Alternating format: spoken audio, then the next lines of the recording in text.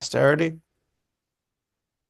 Okay, we are continuing with Duties of the Heart, and we are in chapter 5 of the Gate of Humility, the Shar Hakniah. And if you have this edition, either in the full size or the cute edition, we're on page 564, 565 of the second volume. And if not, the text is in the chat and the beginning of chapter 5. Uh, we start on of course, he's talking about now about the ways of acquiring humility, um, how it's possible for a person to develop humility. And he says that you have to focus, says the method of acquiring humility and the way this is made easier for a person consists in following that one's thought and imagination are kept focused on 7 points. Hmm. And so he suggests that the person should contemplate, should meditate on these 7 points.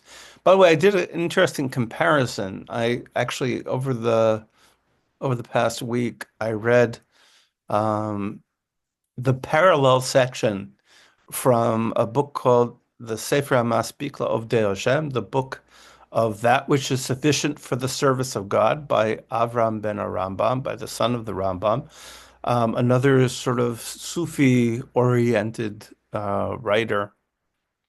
And uh, and it's interesting how they kind of run parallel to each other for the most part. One of the differences is that the Avram ben Rambam does explains a little bit more about kind of what this meditation looks like. So, because here he says, okay, you should, you should fix the following thought and imagine, keep your imagination focused on these things, right? Literally, that your thought and imagination should be on these 7 things. The word that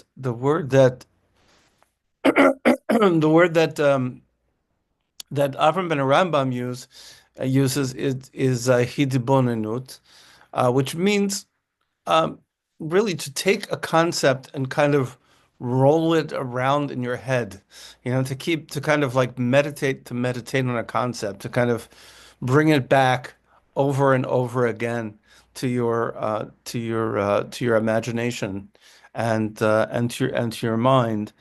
And he talks more about that process.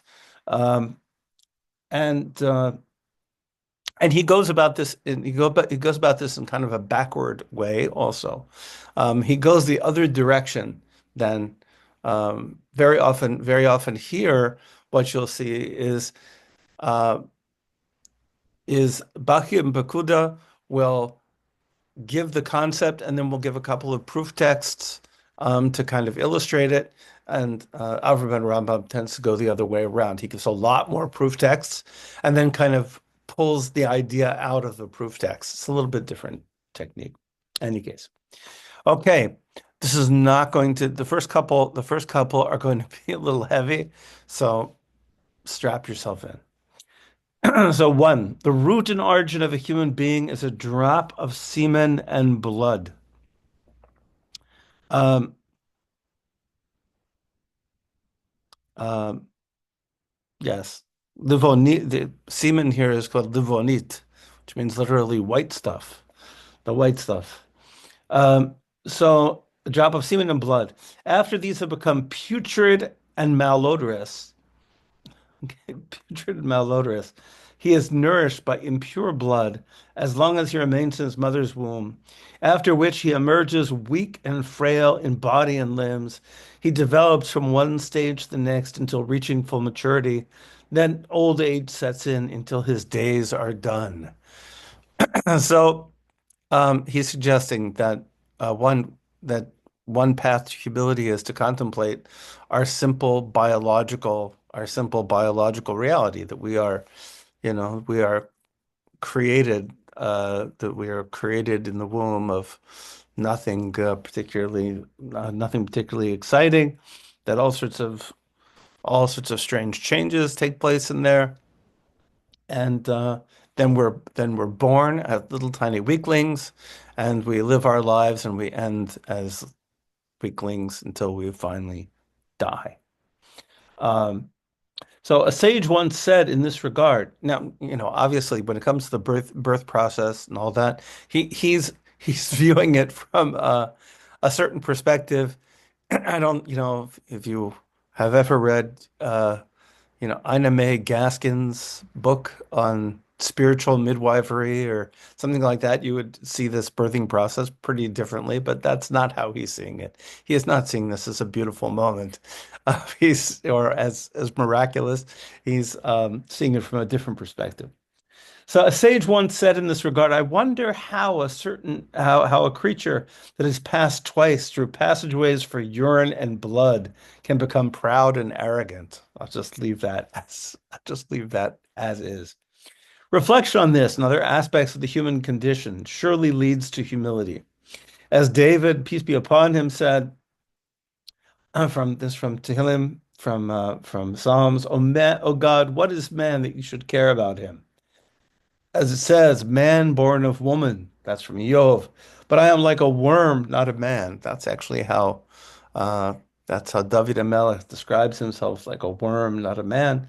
It says, and Eov, the book of Job, how much less man, a maggot, son of man, a worm. Right? That Roxanne says, that's harsh even for me. Yes, that is very harsh. So we can contemplate the human experience, and in contemplating the human experience, there's a certain amount of humility in who we are. He says, then we could continue just in case. Let's explore further into the depths of the human experience for our humility. When a person considers the severity of the various trials that he is subject to in this world, hunger and thirst, cold and heat, disease, misfortune, and anxiety, we could add to that list, I'm sure, endlessly, says from which he has no release except in death. When a perceptive individual takes all this to heart and understands his own weakness, that has neither the intelligence nor the power to protect himself from these afflictions, he will grasp the true nature of his condition. It says, "Ki hu einu kamo asir b'olam hazeh."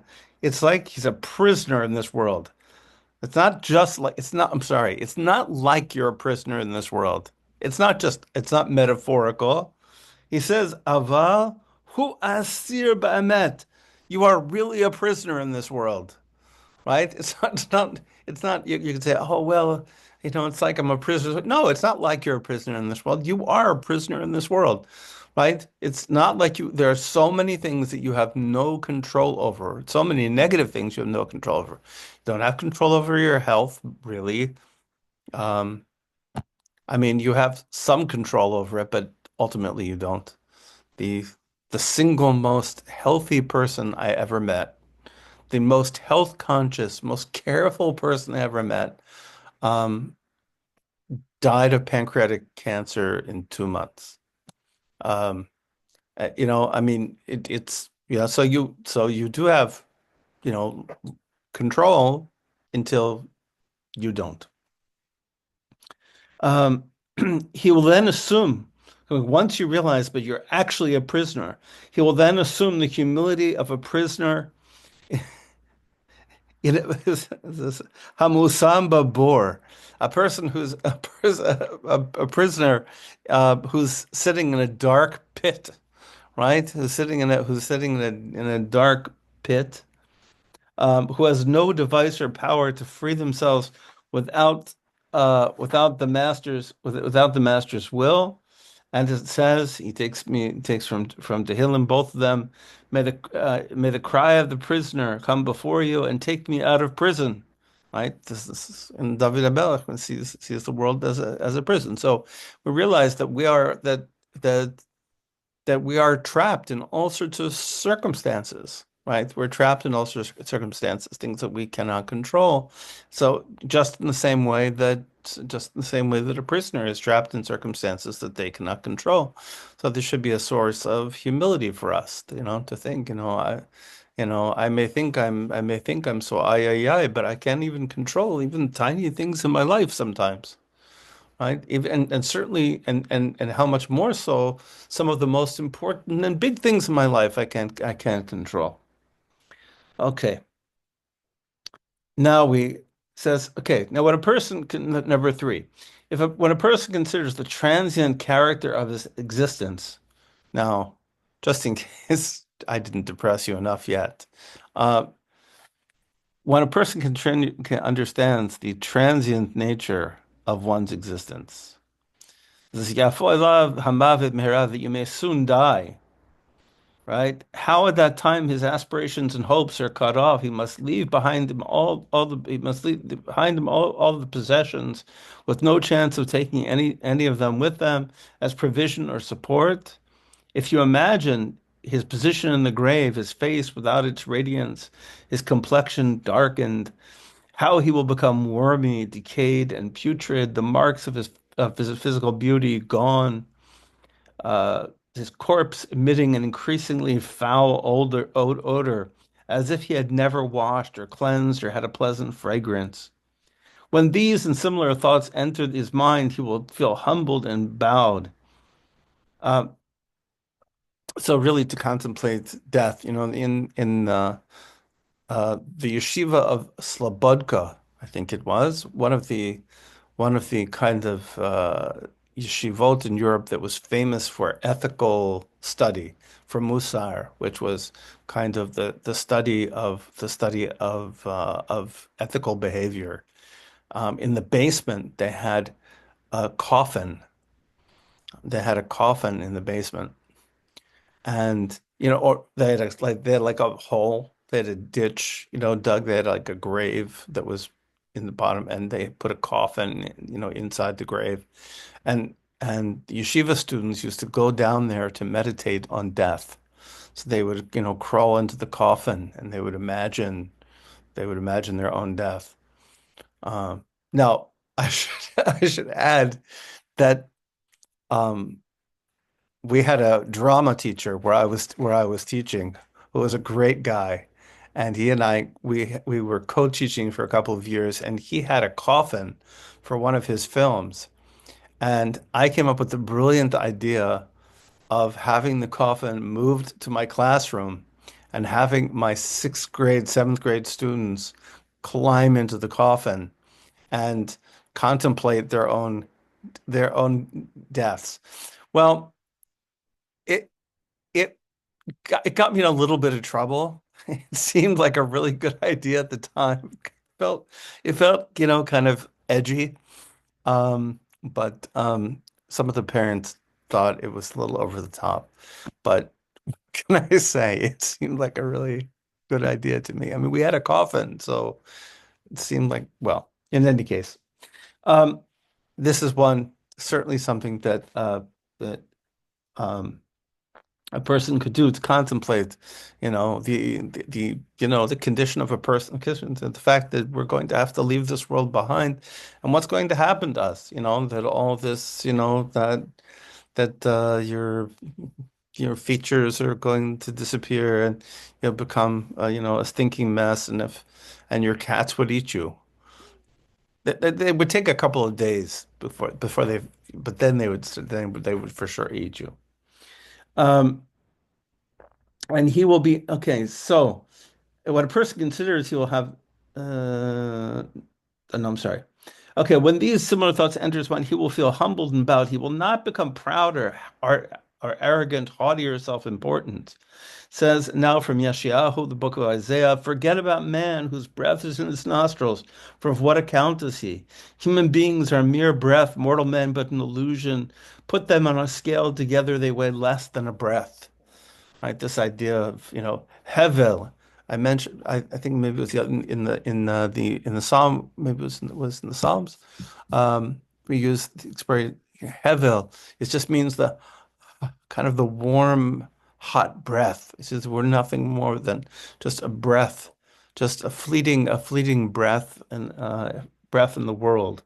And so, if a person thinks of themselves like that, they're not going to be haughty and arrogant. It's a path to humility. Fourth path to humility, number four. It says, when a person reflects on the service he owes God for the abundant kindness and great goodness he has bestowed upon him, when he recalls his neglect and inadequate fulfillment of the commandments, those those called by for the intellect and those whose origin is in revelation alone, when he considers that he will have no arguments or excuses when the day of reckoning comes, and will be full of remorse at the time of retribution, he will be humbled and his spirits will be broken. Spirit broken doesn't mean to be broken in this sense. It's not a it's uh doesn't mean to be like to be in a state of means to be in a state of extreme guilt, right? You're going to be in a state of extreme guilt that you're going to be broken because you'll look and say, no, I had a whole life, and I had a whole life, and what did I do with it? We realize that we have obligation to our Creator, some of which we know from our own understanding, some of which we know from revelation. Have we lived up to that? And what are we going to say? What are we going to say on the day on the day of reckoning, right? On the day when we have to give din v'cheshbon, we have to give an accounting for ourselves. What are we going to be able to say for ourselves? Are we going to be able to say uh, that we really did our best? Um, as it says, he quotes now from the prophet Malachi. It says, Malachi, for behold, the day is coming, burning like an oven, when all the arrogant and all the evildoers will be straw. But who can endure the day of his coming? Right? So we have to have have a fear. I think that, you know, to think seriously about, okay, so what does my look like? What does my life look like? Somebody said very nicely, uh, I want to quote, it was Rabbi Dweck, I think in London. I was talking about Yom Kippur, and he says, you're called to see your life from a God's eye perspective. What does your life look like from an absolute perspective? Because it's difficult for us to see our lives. We're in the thick of it. We're in the middle of the woods, so to speak, and so it's difficult. It's difficult to see the woods through the trees. It's very difficult. See the forest through the trees. But um, but imagine you could get up above that and kind of see, and so what does your life look like? When you get up above it and you see its totality. Did you respond? Did you respond to God with the proper, with the proper gratitude? Did you behave properly towards other people, which is also, of course, one of the great commandments of God, right? Did that happen? Number five. One acquires humility by contemplating the grandeur and mighty power of the Creator, may he be exalted, who observes one's outer appearances and inner experiences. This is Nirehu Nisaro. He says I love the language here. Hamashkif Nirehu, he sees that which is seen and that which is hidden. Right? Both of the things on the outside and the inside. Says one can attain an appreciation of this awesome force by considering the following. So, our masters of blessed memory have spoken of the awe-inspiring and imposing presence of many of the pious ones. Hold on. Of many of the pious ones who lived in previous generations. Now he's talking about, when he says, now when he's talking about Hasidim, talking about pious people, he's talking about rabbis, right? He's talking about rabbis in previous generations. And he says, they said of one, for instance, Rav Sheshet fixed his gaze upon a person who then became a heap of bones, right? He fixed his, and beams came from his eyes, and he turned the guy to a pile of bones. He says, Rabbi Yonatan ben Yonatan ben Uziel. Um, they said when he expounded Torah, any bird that flew above him was instantly burned. Right? There was some sort of spiritual power that emanated from him, and so if a bird flew over, it was scorched by this spiritual power. So it's saying there, so there were people in the world, human beings, simple human beings in the world, who had such incredible powers, had such incredible power. It says now the prophets were undoubtedly on a higher level than the pious, right? So these rabbis, these sages, right, scholars, they had, they exuded a kind of power. How much more so prophets? He says, yet you will find when they encountered angels, the prophets' power melted, and they bent their knees and prostrated themselves, as it says of Daniel and Yeshua and many others. Okay, so we have prophets, right? We have prophets, and the prophets were even felt to be small in relation to angels. Um, You will find, however, in the books of the prophets that the angels bend their knees and prostrate therefore before the Creator, that he be exalted. The hosts of heaven prostrate themselves before you. He does not trust his servants or attribute glory to his angels. In his heavenly place, all say glory. One would call out to the other and say, holy, holy, holy is the God of hosts. The whole earth is full of his glory. So all the angels, right? The angels and the prophets, right? They nullify themselves, and they humble themselves to God. Actually, what is manifest to our minds from his creation, such as the sun and the moon, the stars, the celestial sphere, the earth, and all that is in it, inanimate objects, plants, and animals, is sufficient for one endowed with understanding and intelligence to attain appreciation of God's majesty. Like you don't to understand God's majesty. You just need to look at the natural world, right? To understand astronomy, physics, biology, right? All of those things. Of course, he says that in other places in the book where he talks about the specific ways in which you can understand God's grandeur by the study of science. But he says a person even who observing nature as a even a person who goes out today leaf peeping. I just learned that from Kaylin, right? Who goes out looking at the leaves, the beautiful colors and leaves, and the changes in natures of autumn. That person would be able to understand the grandeur of God, as the verse says. One of the most beautiful verses in Tehillim. How great are your works, God! How exceedingly deep your designs! An ignorant man will not know, a fool will not understand us, but an intelligent person will understand it, right? We'll be able to see from the natural world the grandeur of the Creator from the creation. All the nations are as nothing before him, all the inhabitants of the earth are as nothing. So this is that God's grandeur is greater than our national boundaries. Than it's greater than the human world that the human world that we create. And when the wise and discerning individual thinks of himself in comparison with all mankind, of all mankind in comparison with the Earth's sphere, and all of the spheres compared to the lunar sphere, it says, and of that sphere in comparison with the all-encompassing sphere, realizing that the whole universe in comparison with the greatness of the creator may be exalted is as nothing, right? If we think of our own smallness, even in relation to the rest of the earth, and the earth in relation to the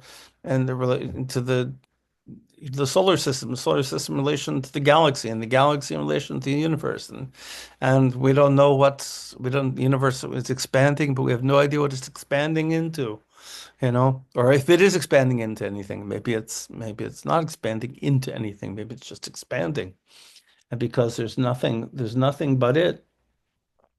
So what is man that you should be mindful of him, or the son of man that you should notice him? It says in Tehillim, in the book of Psalms, right? What is man? What is a puny little human being in comparison to, uh, this great and vast universe that we live in? Number 6. One acquires humility by reading the books of the prophets, noting the severe punishment inflicted on the proud and haughty, and conversely, God's great providence over the humble and lowly. But this, by the way, this particular one is expanded on a lot um, by Rabbi Avram ben Rambam. He says basically, look at the Torah, look at the Torah, look at the stories of the prophets, and you'll see that, there's a great reward and praise for people who are humble, and there's a great punishment and contempt um, for people who are for people who are arrogant.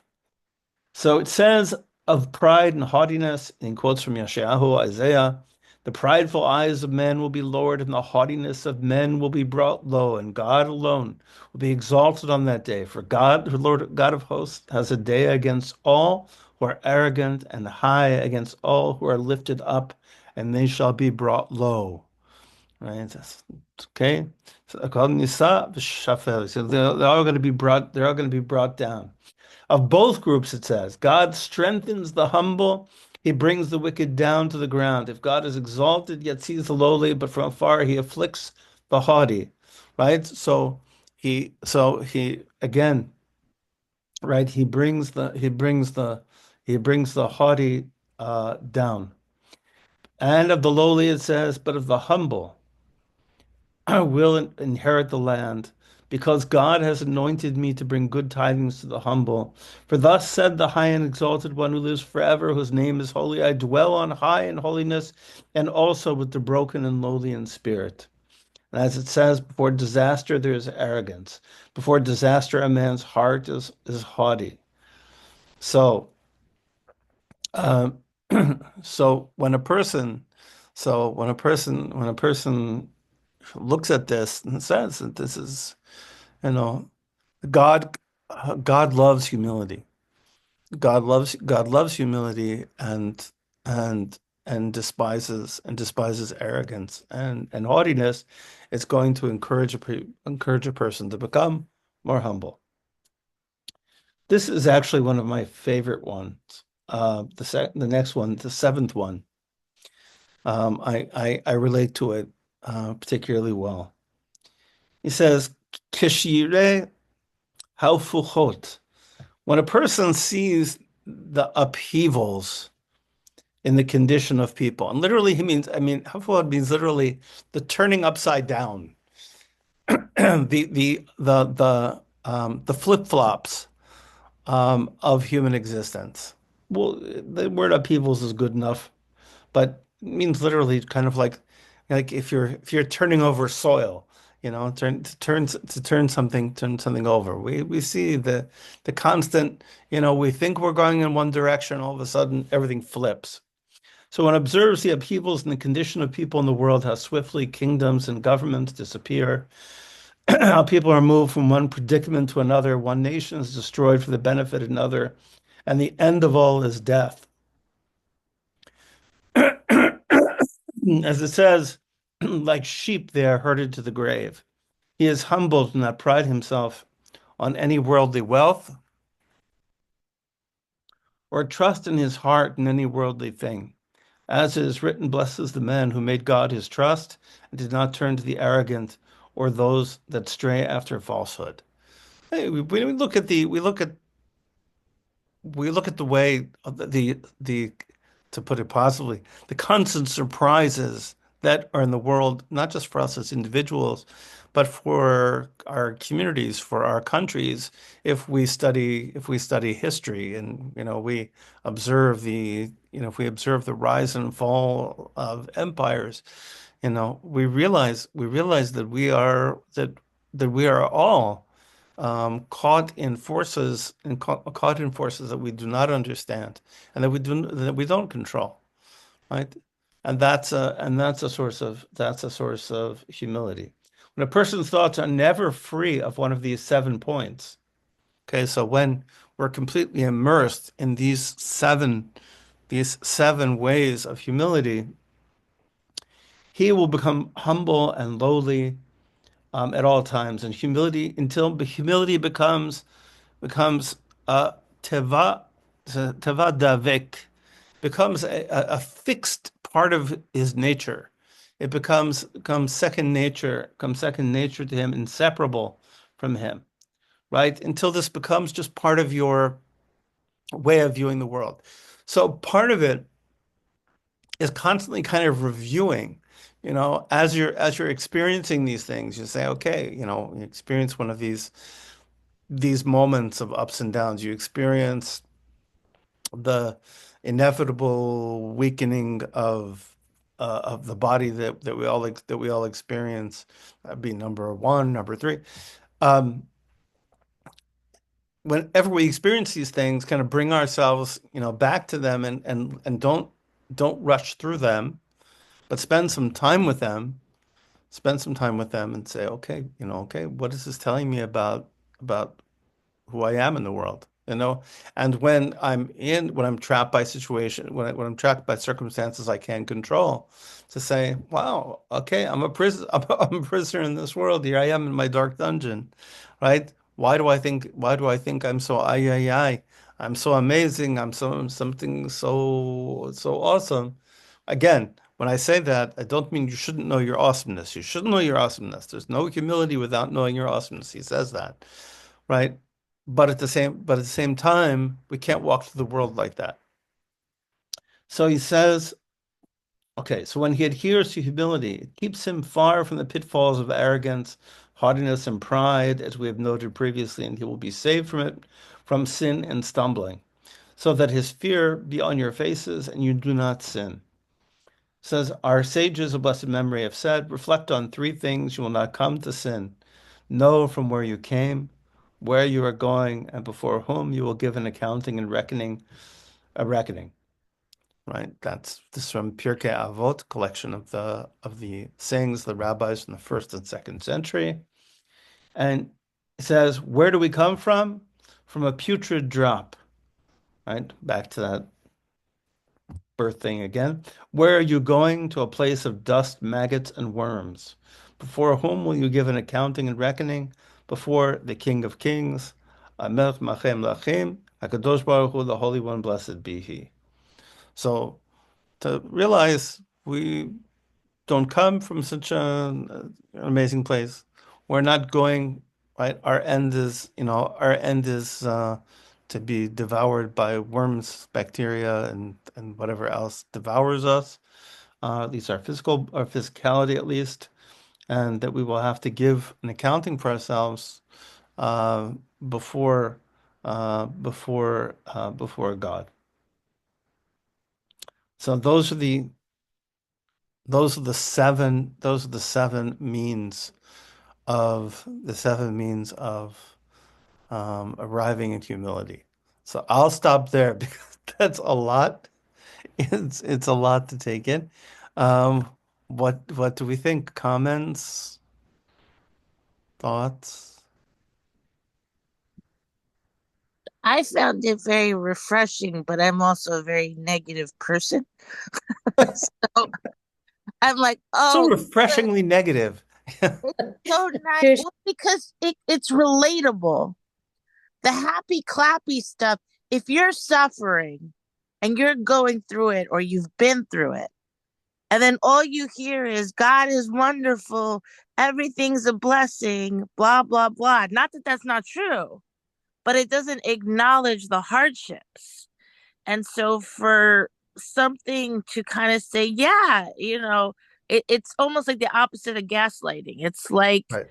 it is rough. It is, now of course, the intention, the whole thing was let me think of as worse a way to phrase this as possible to help you with the mindset so you can be humble because everything's wonderful. And we need to get out of that mindset so that we can not take it for granted and reflect and be mindful about it. Like it's meant from a good place. But for someone like me who uh maybe has a more pessimistic viewpoint Yeah. um it's compelling in a way that it gets me to pay attention. because I found this in general. And I'm gonna use an analogy which is very spiritual, Harry Potter. Hmm. Um, so the first movie is very, very, very happy. You know, they're kids, everything's positive. Hmm. It gets darker. When I talk to people who have seemed to have had a very good life, predominantly, Right. they go, "Oh, I love the first one. The first one." So they're like, "Why does it have to get so dark?" And vice versa. When there's people have been through a lot of turmoil, they go, "Well, that's not, yeah, whatever."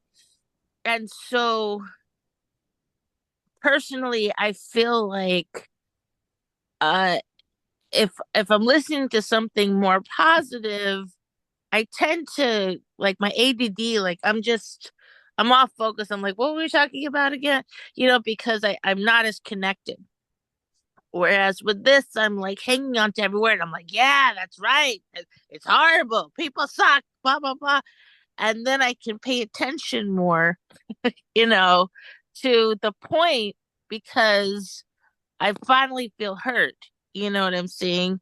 So I think the lesson that I'm taking out of it is that both sides, cup half empty, cup half full, whatever or realist, I guess, whatever the different ways of looking at things are, should kind of, what is it, yin and yang, like kind of whether you're hearing something that's more positive tone or negative tone, try to remember that there's a balance, that it's not all negative or all positive. But maybe to use this as like a tool to say, hey, well, I paid more attention when it was to my way of thinking.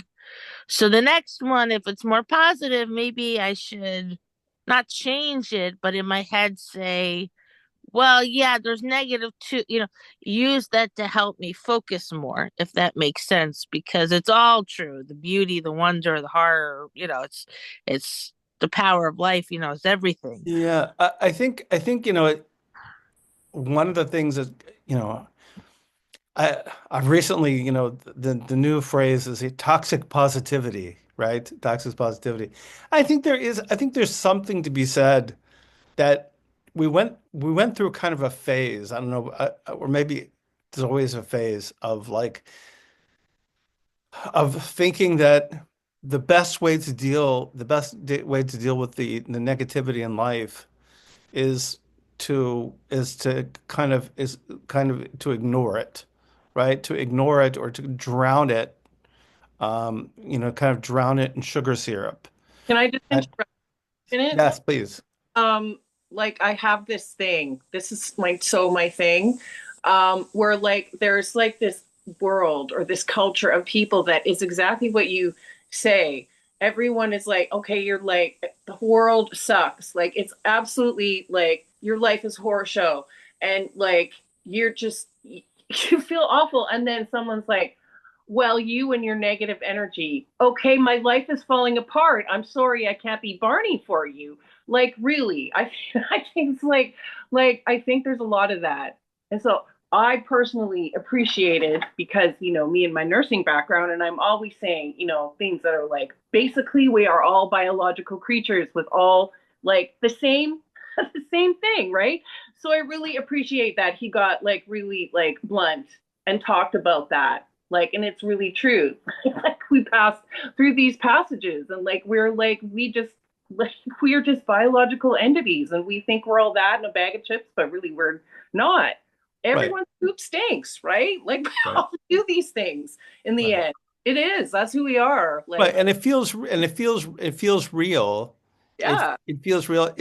One of the things I thought that was nice about, so one of the points um that Rabbi Avram ben Arambam made that kind of clarified this for me also was look, the goal is not to see yourself as lowly. The goal of humility is to see yourself truthfully, right? to see yourself truthfully. And those are not necessarily the same things. This is the truth. I mean, the truth is that our lives are largely not in our control. The truth is that we are, we're on the fast or slow track, to our death. The truth that these are true. This is true about us, and to be able to kind of deal with those truths. And so the humility comes out from an honest assessment of ourselves, not from a lowly, not from under assessing ourselves, but also not over assessing ourselves. We tend to over assess ourselves, many I, of us, not all of us, because we are necessarily the center of our world, right? I I, mean, necessarily, because this is me, and this is my life, and so I think I'm a big thing in it, right? And that makes sense that I should think big things. So this is a way of, you know, this is a way of kind of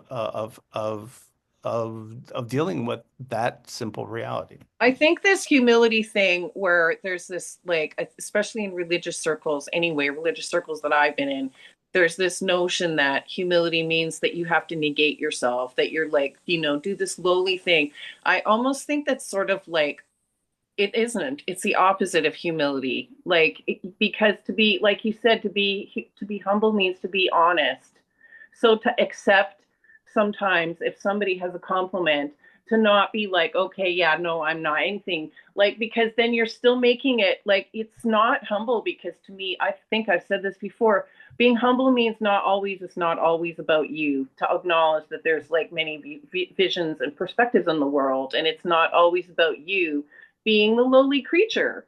Like, because then that isn't really humble, because you're still always thinking about yourself.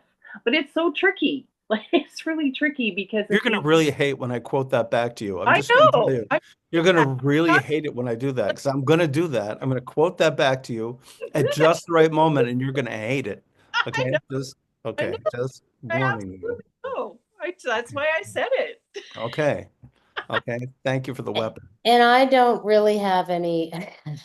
That was I love all of this, and apparently it's pop. This discussion has popped off with folks, but um sorry, and forgive me if you Zoom cancels out noises, but everyone's yelling at me. But that said, I love working with death and dying for this reason. I just am so grateful to be talking about worms eating bodies and people just so despairing. It is hard. Can we hear this in the background? I No. hope. Oh, good. See, Zoom cancels it out. Somebody has to have a walk. Oh.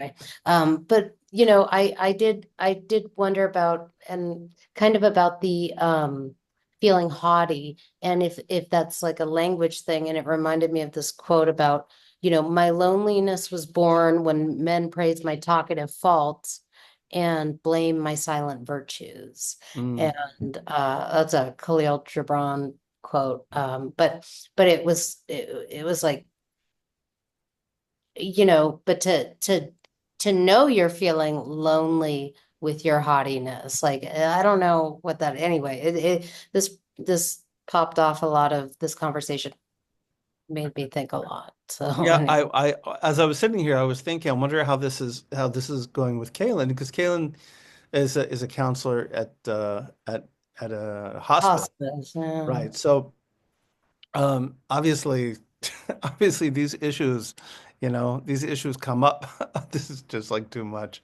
This is Well, this is a different one. Yeah, So okay. This is a different one. Well, in any case, I will let everybody sorry, go. thank you I for know that that. somebody Yeah. needs a walk. I probably need a walk also. So everybody should have a beautiful day. Thank you so much for coming. If you have more comments, you know where to find me. I'm easy to catch up with. And thank you so much. And hope to see some of you on Monday for Psalms, and that's all. Thank you so much. My Thank you. pleasure. Oh, Bye. Bye. bye bye.